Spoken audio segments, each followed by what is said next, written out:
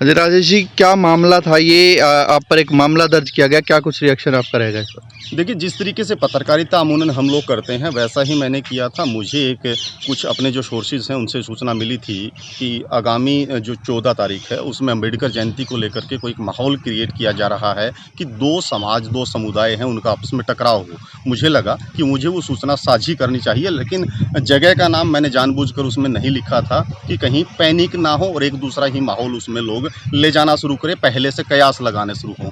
मेरा मात्र इतना था कि लोगों को आगाह किया जाए कि कल को ऐसी कोई स्थिति होती है तो वो संयम से काम लें।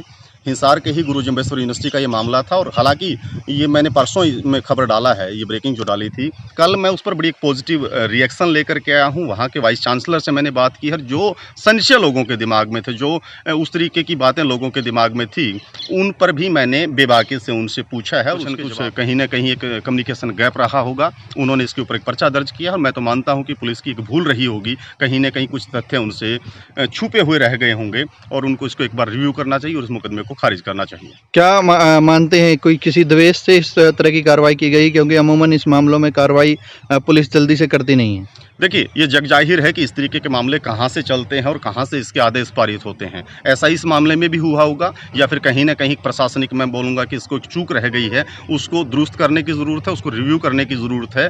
अलग-अलग सामाजिक संगठन, अलग-अलग पत्रकारों के संगठन, तालुका से लेकर के ज़िला तक जितने भी पत्रकार हैं, वो लगातार आवाज़ उठा रहे हैं, ज्ञापन सौंप रहे हैं, प्रदर्शन कर रहे हैं और एक बड़ा दूसरा ही माहौल क्रिएट इसमें हो गया है। तो कहीं न कहीं सरकार को और प्रशासन को इस फैसले पर पुनर्विचार की ज़रूरत है और उनको चाहिए कि इस मामले को ये वापस लें और खारिज करें। खबरें मिल रही हैं, पुलिस तलाश कर रही है आपके आसपास, कहीं मंडराते भी दिखाई दिए गए हैं कई कर्मचारी। क्या कहेंगे, कोई अरेस्ट को लेकर? अधिकारी का मेरे पास कोई कॉल या मैसेज नहीं आया और जैसे ही उनका कोई मैसेज आएगा तो नो डाउट मैं जांच के लिए पेश होऊंगा। अपने वकीलों के माध्यम से मैं इसमें लगातार कानूनी पहलू है उन पर चर्चा कर रहा हूं और मुझे पूरा विश्वास न्यायालय पर है कि कहीं ना कहीं जो इस तरीके की चीज़ें दूसरे तरीके से प्रस्तुत की गई हैं उन पर न्यायालय मुझे न्याय देगा और न्यायिक जो प्रक्रिया है उसका मैं एक आम नागरिक के नाते हिस्सा बनूंगा। ठीक।